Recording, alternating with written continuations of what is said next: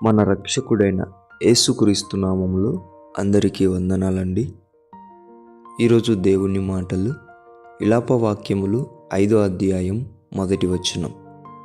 యెహోవా మాకు కలిగిన శ్రమ జ్ఞాపకం చేసుకునము, దృష్టి ఉంచి మా మీదికి వచ్చిన నింద ఎట్టిదో చూడుము. ప్రియ దేవుని బిడ్డలారా, అనుకోకుండా కొన్ని సందర్భాలలో చెయ్యని దానికి నిందలు మన మీద పడుతూ ఉంటాయి.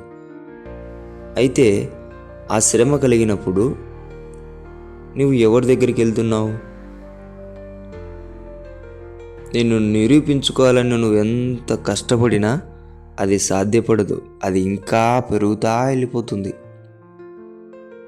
నువ్వు ఎంత కలిసి ఉండడానికి ట్రై చేసినా వాళ్ళు నీ మీద పడిన నిందనే చూస్తారు, కానీ నీవు నిరూపించుకునే విధానమును వారు గమనించలేరు. అది నిజాయితీదా, అది అబద్ధమైనదా అని.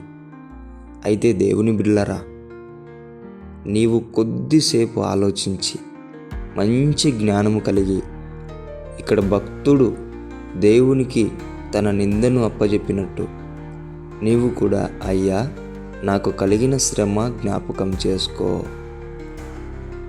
నీ దృష్టి పెట్టి నా నింద ఎలాంటిదో చూడయ్యా అని గనక నువ్వు చెప్పగలిగినావంటే, ఆయన దగ్గరికి వచ్చినావంటే, ఆ నింద వల్ల నీకు దూరమైన వాళ్ళందరూ నిన్ను గౌరవించేలా దేవుడు నిన్ను నిలబెడతాడు.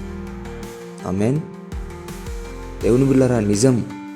ఆయన గనుక నీ శ్రమ అప్పచెప్తే దానివల్ల ఎంతమంది దూరమైనా, ఎంతమంది నిన్ను తప్పుగా అనుకున్నా, ఎంత నీవు కిందికి దిగజారినా, గుంత లోయలో పడిపోయినా పైకి లేవనెత్తి అందరి దృష్టిలో నిన్ను ఒక ముఖ్య వ్యక్తిగా చేసి నిలబెడతాడు. నువ్వు అవమానపడిన తర్వాత పూదండ వేసి నిన్ను గౌరవించేలా చేస్తారు. ఎవరు? నీ దేవుడు, నీ కోసం రక్తం కార్చిన దేవుడు. ఆమేన్. దేవుడి మాటలను దీవించునుగాక. ప్రార్థిద్దాం. దేవానికి వందనాలు, స్తోత్రాలు. ఈ కాలంలో ఎంతోమంది నీ బిడ్డలపైన అసహ్యకరమైన నిందలు, అనుమానకరమైన నిందలు వేస్తూ బిడ్డలను ఇబ్బంది పరుస్తూ ఉంటున్నారు.